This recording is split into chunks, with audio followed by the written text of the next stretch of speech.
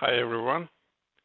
I would like to demo you now another Art of HDR video. So my name is Ali Ertürk. I have this blog www.artofhdr.com. Please go and check out for further information, and I will be updating now videos all the time for HDR, how to make an HDR. I have this series of shots from Hawaii. In our trip, I did several photos. Some of them I processed. You can see at that time I mainly, if you see our journey during daytime, we travel. Then during the sunset time, we come to a beach about maybe 45 minutes before or 1 hour before sunset. These are the early time ones. You can see the sun is setting, but the colors are not there yet. So I explore the environment, start some shots already using some trees, background, foreground, walk around, come close to the sea from different angles. So it's constant shooting. Bring your extra cards and batteries together with you while you're walking around. You may not be able to go to your car or so because it's quite tight time. So I usually bracket it at that time 7 to 5 images with 1 EV steps. And so let's choose one to demo here now for you. So I was considering one of the light ones. Let me see, those are all processed ones. This one, yeah, maybe this one. Let's do this one. So here is 5. I want to try it with Photomatix. In another video, I will use Nik software, Nik HDR FX Pro 2. This is just released a few weeks ago. So check out the new videos for that. So I usually use, as you can see, my Lightroom for cataloging and following the issues. Before merging into HDR, I don't do anything in Lightroom.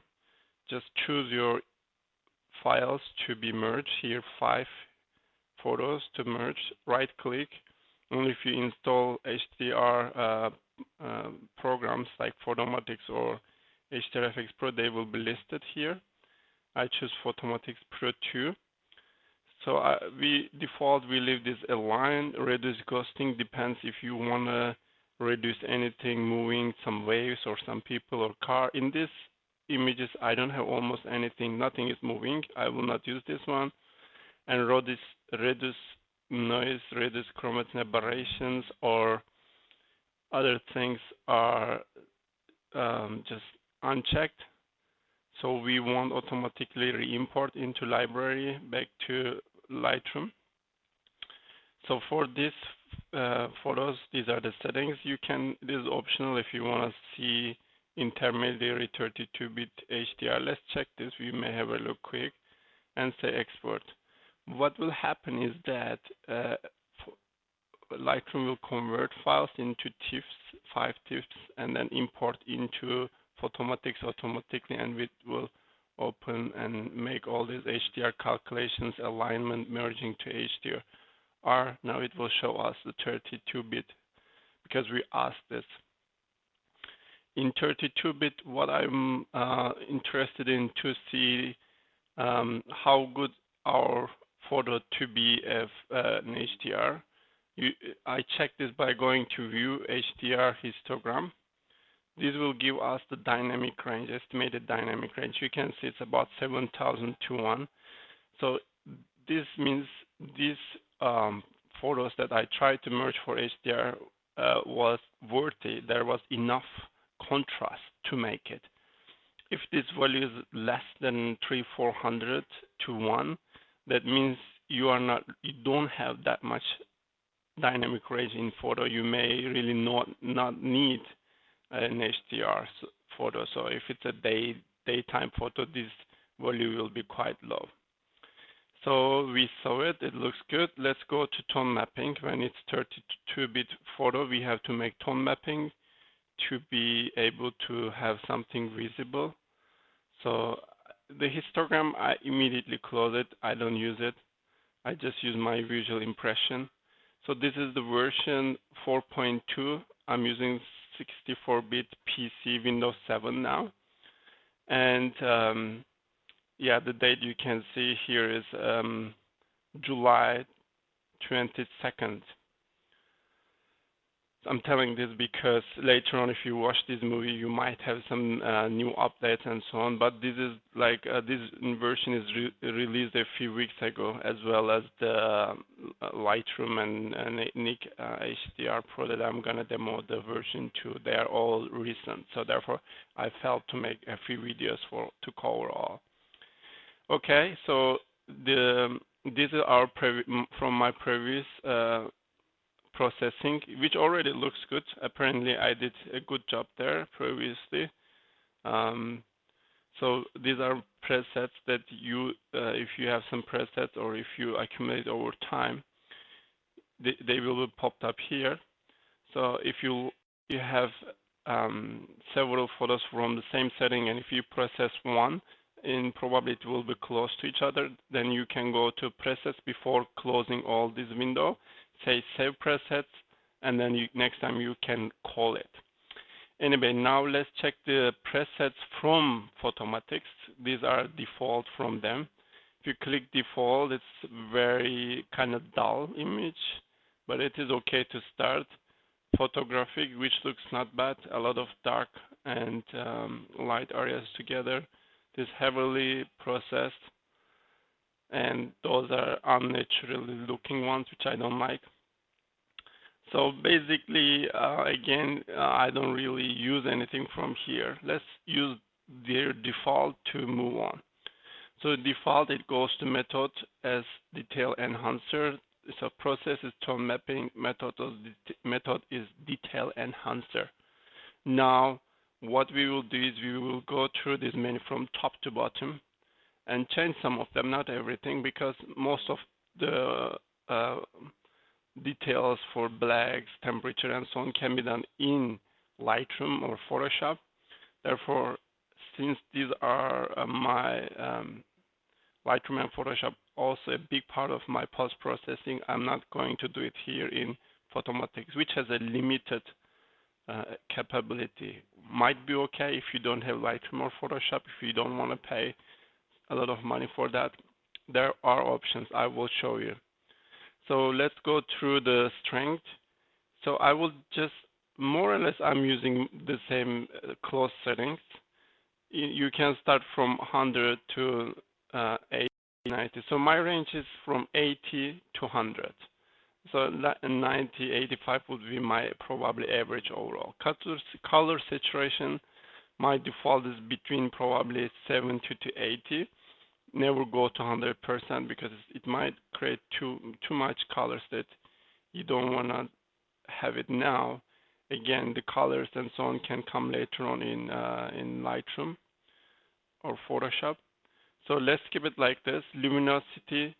So do we need the image to be brighter or not?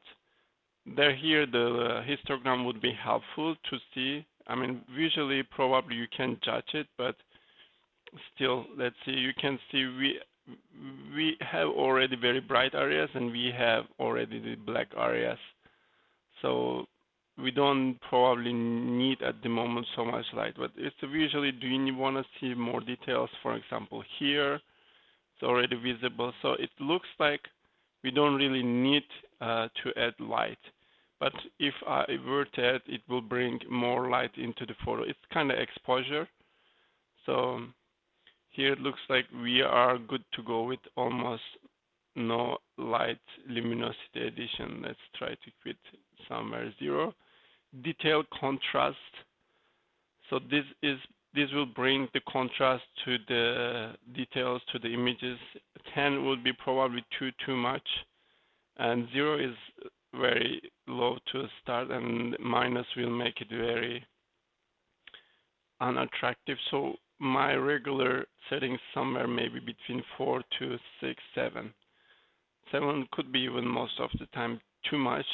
With 4.2, it seems this detail contrast has a little bit stronger effect. Mostly I would do 7 or 6. Now I'm around 5.4. So let's keep it 5.5. Light adjustment. This is probably the most critical in this post-processing process in Photomatix, because this will be the one will giving you if the image will be natural looking or completely artificial. So if you go to most left, it will be close to looking at artificial. The most right will be the most natural looking one. So my regular setting is actually very close to the 10. If I feel like I need a little bit more brightness through the foreground, I can go down a little bit around 7. So I will have more, but it would be more natural looking. So if we go to really -10, you can see it's processed in a painterly style, which I don't like too much. 0 is not so bad either. You can see in this one, but to enhance in HDR photos the sunset, sunrise, the clouds, this light adjustment needs to go to the right-hand side to around 10. Let's keep 7 for this.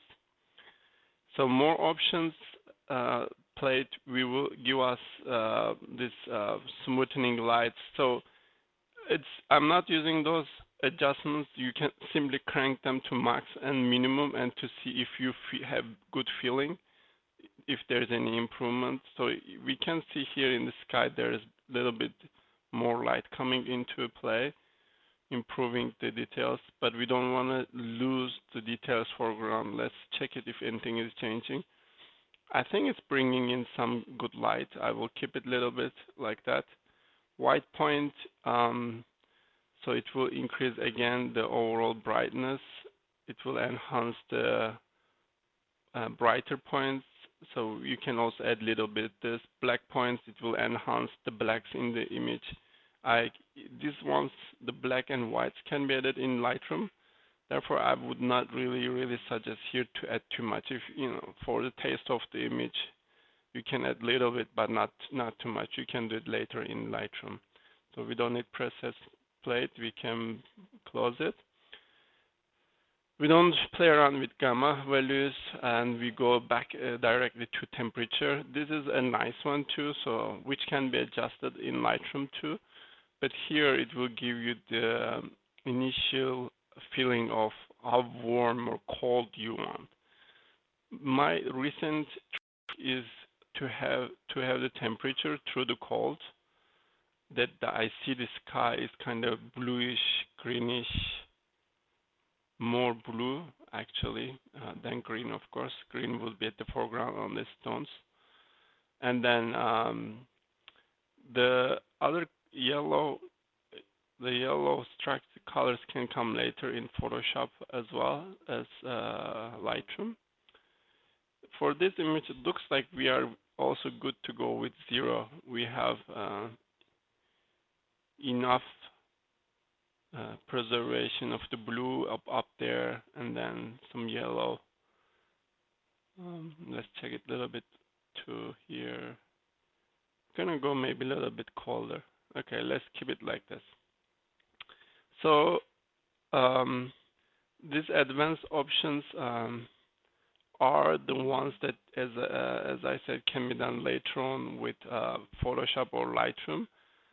But if you just wanna, you don't have them, you can just play around with this. So it looks like it's 2000. I mean, quickly we can just play around a little bit, smoothing. It makes it, it takes back the contrast and highlight saturation. Saturation highlights, I don't see much of a change. Saturation shadows. So shadow smoothing. So this, you can try to make the foreground and background a little bit more contrasty using these ones, but somehow I'm not really happy with these settings, because main thing is that I cannot do local adjustment. That is then not nice, because I want to maybe locally brighten this area, maybe keep the stones darker, or some part of the stones, rocks I want to make bright. Not everything all the time together. That's not good. So you want to create local contrast and local focus to your photo. So what I feel that I'm gonna do during post-processing with this photo is that I will lighten these areas here through the water, through the sky here. So maybe a little bit here, a little bit over the rocks. So my aim is to create here kind of a V shape of the light from here to here, which will take your eyes from side to the middle, and then it will guide you more through the sky here to the clouds. So that means we will have a focus point, and we can add some kind of nice individual colors by enhancing some green here, some green here. During our light travel, we will have some colorful points that will enhance the taste. So I'm happy with the settings. Now let's save this. Let's learn how to save. Press set, save. And I want to again save this Hawaii. Either if I know already the name of the photo, then I can save it. Let's find a name for this photo. This is the best way maybe that to recall the settings, that then you know which setting belongs to which photo. So I'm gonna simply call this Hawaii sunset. Don't have to struggle much. Just say save it. It will be there. Now I'm clicking save and re-import. It will process the photo with the settings and bring me back to the Lightroom. So it will insert the photo, the new photo, to here into Lightroom. Should come soon. Yes, it is here now. Now this is the photo from Photomatix. You can see these are the individual photos, this two or this one as well. And this now has the details in the foreground, details in the background. So in this dark one, we don't have details here much. And in the light one, we don't have details here. But in our HDR combined image, now we have details in everywhere. So let's move on to post-processing with Lightroom. We will do a little bit there, but main post-processing will be in Photoshop because I can do better local adjustments there. Let's click to develop. I want to quickly fix the horizon. You can see it's kind of tilted, and we will have a little bit crop. Maybe then we can get rid of this at the edge problems. So go to crop tool or click R shortcut, and then from the side, following the guidelines, you can make it straight. When you try to make it straight, you will see already it's cropping out these regions. So that means we don't have to deal with them later in Photoshop either, because we have to fix horizon anyway. So let's do it at the beginning, that the parts that we don't want to deal will be removed. So a little bit to the right. I think that looks good. Or yeah. Okay. So then in the develop menu, I will quickly try auto white balance, which is actually good. I liked it, but I will keep it here, this one. But I will use the other one too. My aim will be to combine this white balance with this auto white balance. From auto white balance, I will get the foreground. From this one, I will get the sky. So I will kind of try to put them together. So let's continue here a little bit more. Auto of the adjustments. Somehow in Lightroom 4, this auto almost never gives me a good settings. In the previous versions, it would give me much better, but somehow these ones are worse to calculate the auto. Here I want to click, I want to make the navigation open, close the presets window, that I know my history. Here is the preview. If you click Y on the keyboard, it will give you where we started and where we are now in Lightroom. So a little bit, I will bring in a little bit light, a little bit contrast, all is a little bit touch. White balance, highlights, you can see it will enhance the highlights, and the shadows, it will darken the shadows or bring the details into shadows. So I will kind of bring in a little bit shadows, details, and then remove a little bit the highlights that I can see more details in the sky. And white and blacks, those are, again, this will enhance your whites and blacks in the histogram. So I'm not, so they will, overall it will enhance the contrast. You can see already the contrast here much more enhanced. Let's zoom in about 1 to 2. You can see the contrast looks already much finer. Z zooms out back. Y again, before and after. And clarity, so I'm telling this keyboard shortcuts, I will try to repeat them all the time because they will enhance or speed up your workflow dramatically. Y before and after, Z zooms in, Z zooms out, and so on. So clarity, again, in this version, clarity is kind of strong. I cannot go to 100%, it creates too unnatural looking. So this takes it out. We never go to smoothing. I use this only actually when I do retouching of the portraits, kind of use the brush tool and low clarity. Then the face, for instance, if you are touching a bright face, then you can use this to soften the face. But to enhance the contrast and details, I'm now probably sticking somewhere between 20 to 40. Let's compare Y and Z. So you can see the enhancement overall again. So like this is before and this is now after with the clarity. Vibrance will bring in color. 100% will be too unnatural. This is white and black looking. So maybe somewhere 10 to 20 or 5 to 25. So don't go too much. It will be too much unnatural looking colors. Let's get it 24. And saturation again can go too much. Would be too unnatural. This is black and white. 0 is where we started. I will try to give a little bit saturation, maybe 5%. At this level, I'm done with the Lightroom. So there are tone curves where we can enhance the contrast further, which I will do in Photoshop. I click Ctrl Z or Command Z in Mac. That take the step back. And this part also can be interesting in Lightroom because you can do selective light color adjustment. So we can selectively enhance the saturation or change the hue of the images. So if you want to get a little bit magenta or purple, this part can help. So let's just leave it like this for the moment. I will just go back in the settings. It will get it to 0.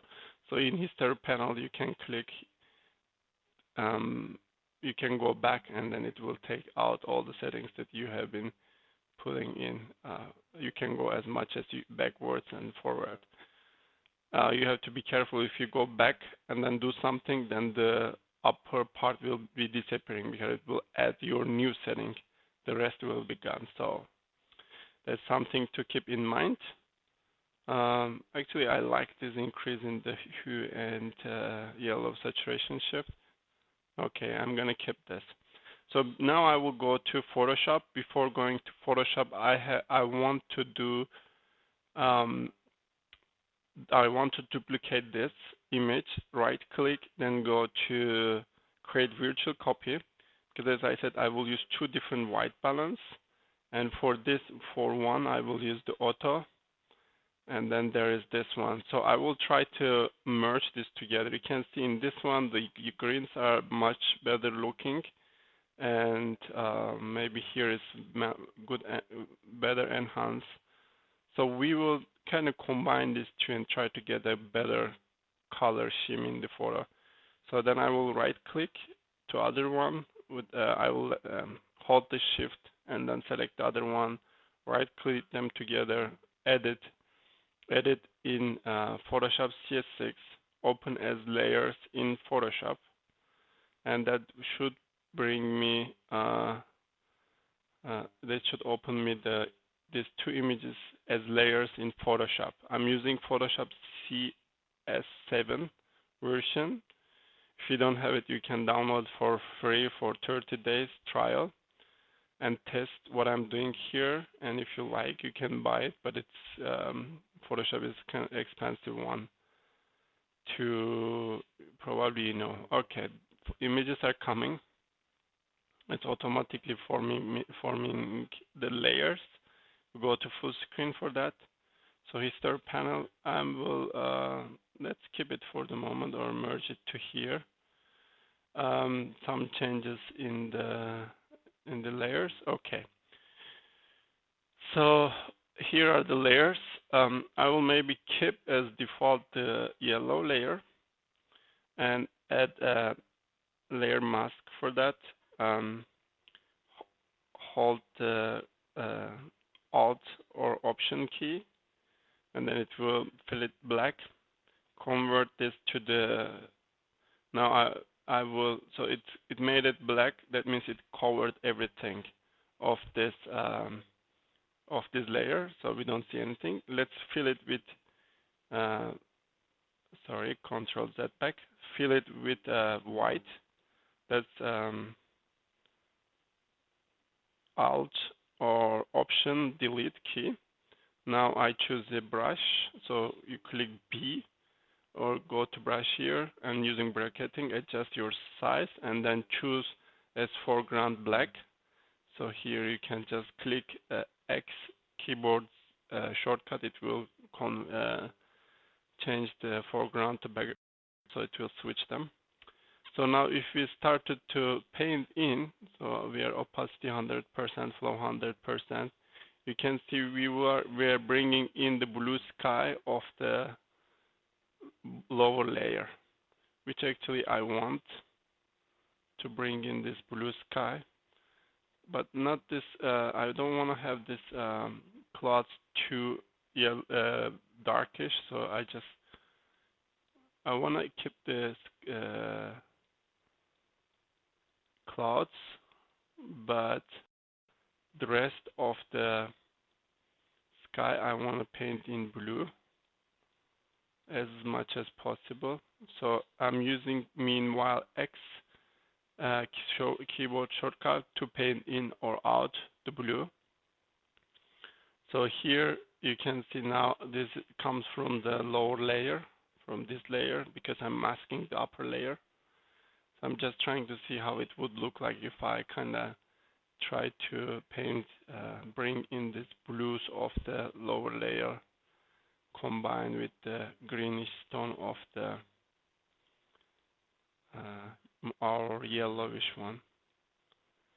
I think that's not so bad. Maybe a little bit strong. We can decrease the opacity of the upper layer. Let's decrease it a little bit to get the effect a little bit softer. So now now I have the merge. I'm kind of happy with this merge looking. So I will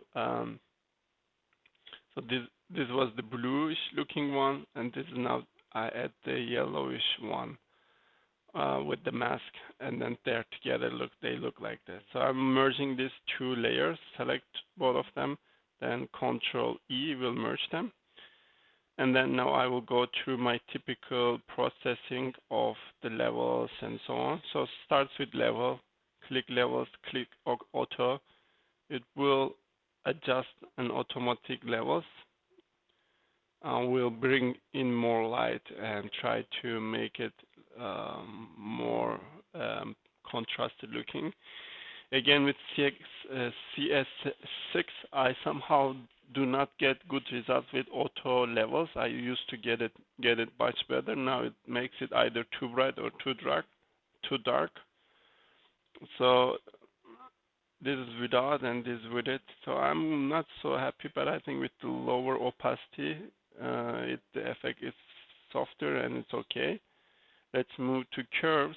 I create in the curves, usually create as S shape like this. So brighter highlights, darker midtones or shadows. Here is now our curves effect. So you can see that the clouds are getting darker. So what I'm going to do is that I will paint in the layer mask. I will hide this by painting with the brush tool. I will paint it in black. So you can see it's painting black. So this goes back. Okay. So I don't want the clouds to be dark, because if you have black clouds, dark clouds, this shows also a kind of a bad HDR processing. And I can also copy this layer to the other one by I drag the layer from here to here with the Alt or Option key dragging. Then it hides it in both layers. Third is brightness contrast. So a little bit brightness, let's say 5, and then the contrast 10 or 20 or 15. Let's try 15. And then let's check what happened with this one. So you can see it enhanced the contrast very nicely. The lights.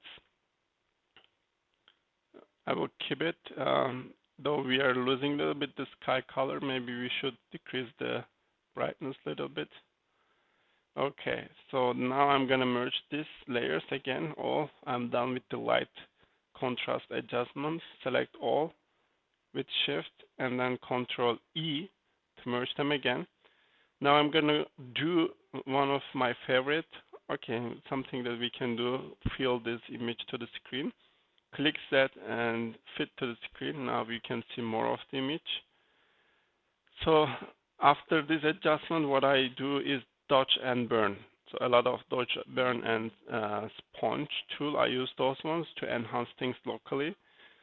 So what I'm gonna do is to duplicate the background layer and then work on the upper layer. So then we can always compare by hiding it and showing it where we are. And of course, in Photoshop, when you're in Photoshop, we can also, before even going through the light adjustment, we could remove the spots if there are spot dirts from camera and so on. Let's check it, for instance, if there is any spots to be removed. This could have been done at the beginning or at the end, any time, doesn't matter. So go to actual pixel and using holding the space bar, then you can go around with your hand tool and see if any spot that is dirt coming from your camera or shooting settings, or maybe some dirt in the image that you don't want to see, if there's a trash or somewhere you want to remove. So this photo actually looks pretty clean.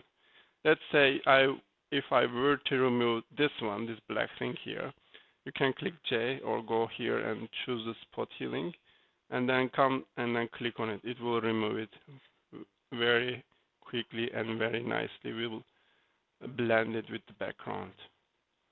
So I just remove a couple of things which I wouldn't normally, but to show it as demo here, since their photo doesn't have any dirt. Z and zoom adjustments, fill the screen back. Now I'm going to the dodge and burn tool. Choose the dodge first or burn, doesn't matter. So I start with usually with dodge tool and then start with the sun. This is the percentage. You have to be careful how much you want to make it brighter. So for instance, we can enhance the lights from sun, and where it falls, somewhere here it falls, right? We can enhance those. and maybe enhance it on the stones a little bit here where there is the water, and here where there is the water it can be enhanced, and here. So we just want to enhance maybe around the shadows that we can create shadow and light dance together. So this will enhance the local contrast, local focus. I'm trying to create this V light shape, as you see, brighten here, here. The eye will travel from side to middle here. Actually, here maybe just to keep dark, I want to go. Okay, take it back. Control Z. I want to keep this part dark, just where the water is lighter. Go, and then maybe some part of this area, not everything, just a little bit, and a little bit here to enhance on the rocks. So just enhance it on partially. Like, it's the good thing about this Dutch and Burn. You can do very local things, and this will be much more effective than enhancing everything together or decreasing everything together. So just try to do really local things, even if it's random. It's gonna give a good taste. So let's now a little bit after this mountains, and also I'm enhancing this clouds to get rid of more blackish looking clouds. Okay.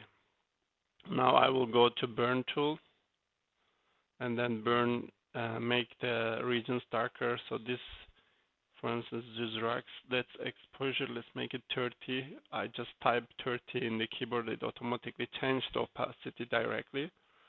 I just want to darken one side of these rocks. I mean, if everything looks so green, everywhere it looks a bit weird. I'm going to make it even 50 to make it quickly darker. And here darker. So then we can also make this area darker. Oops, this is not 50, it's too much. Let's control that back. Go back to exposure to 20 here, and then darken, continue to darken, and maybe here, these areas where you can see the shadows could be effective. Little bit in the clouds here to bring in more of the clouds, and this clouds now partially now because we already use the Dutch tool to make them lighter. But if you use the burn tool and make partial darkening, that will enhance again the contrast. So maybe increase the contrast of these shadows here. For instance, this shadow or this shadow or these shadows here, these ones. And so in the foreground, this area, we can also kind of make it kind of vignetting now already. Through the sides we can do it. Also upper, okay, here, take it back. Don't want the clouds again too dark already. So some vignetting. Okay. So before, after, you can see already it's a lot of, it looks much nicer with the Dutch and Burn. Last, from Dutch and Burn, I will use sponge tool to enhance the contrast or colors actually. At the desaturation, let's take it back. Take it to saturation. You can already or saturate the colors or desaturate, and we will do first here saturation. Bring in this colors of the. We don't want the sky blue that much, so just go back and make it small. I just want this areas bluish looking bit more, but partially, not everything. Actually, it didn't look good here. Again, I want to go back and delete those ones. Okay, let's keep it here, these ones, and maybe some green enhancement to the stones. Let's see what we will get on this area. Maybe a little bit reddish and more purple. And water doesn't give me much at the water, but just trying to see what we can get out of this. This light will turn into yellow red, which looks better. And the water, yeah, look kind of artificial, blue and yellow. Let's take this back. So one thing would be good actually, sponge and sponge tool could be also sometimes too much. It would be a good idea to merge after dodge and burn when we are happy, and then recreate another layer that if we don't like some parts, we can hide, and then we can hide with the layer mask and then bring back the original colors. For instance, I don't like here, I could put the layer mask, but I'm already late for this. I will just go to desaturate this time in sponge tool, and then just remove this greenish area, which I didn't like, and also this blue here, it doesn't look good, and these blues here, just remove them, and then this maybe here, this blackness state looks too strong. Let's remove some of them, and maybe a little bit blue removal here, blue removal, and blue removal. So I'm removing the blue or greens if it's too much or kind of looking weird, which doesn't look natural. I'm just gonna remove some of the greens too here.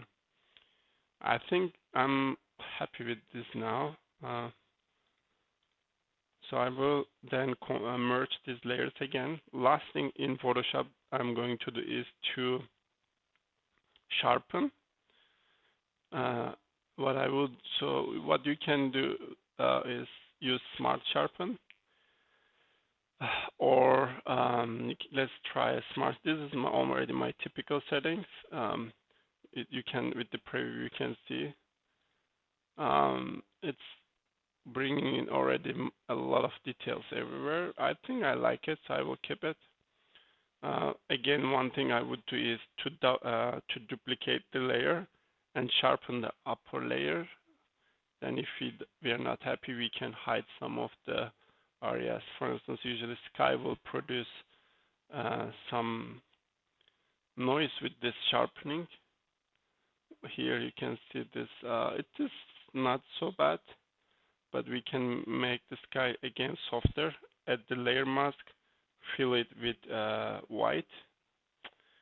Okay, again, white, and choose the brush tool, B, and with the foreground black, we can just remove the sharpening of the regions. Some of the areas, if you think looks too strong, I mean, water can look a little bit softer, and these mountains can look softer, and the clouds actually can look softer, and this here, the sky. Okay, so I think I will just make the water softer, and then the clouds. So you can see the rocks are enhanced, and yeah, that looks pretty good. Merge the layer. We are done. Control S will save the image now, saving 97%. When it is done, Control W will close the image, and we are back to Lightroom. If you click now Lightroom, the image will be updated. So here is now our final image. So we started before with this, before going to Photoshop, and now our final result. So which has also some information from here, together there like this. Again, to show you what was the initial image. Initially we had this one or this one. They are bracketed. Maybe this is the average. Initially average we had this. After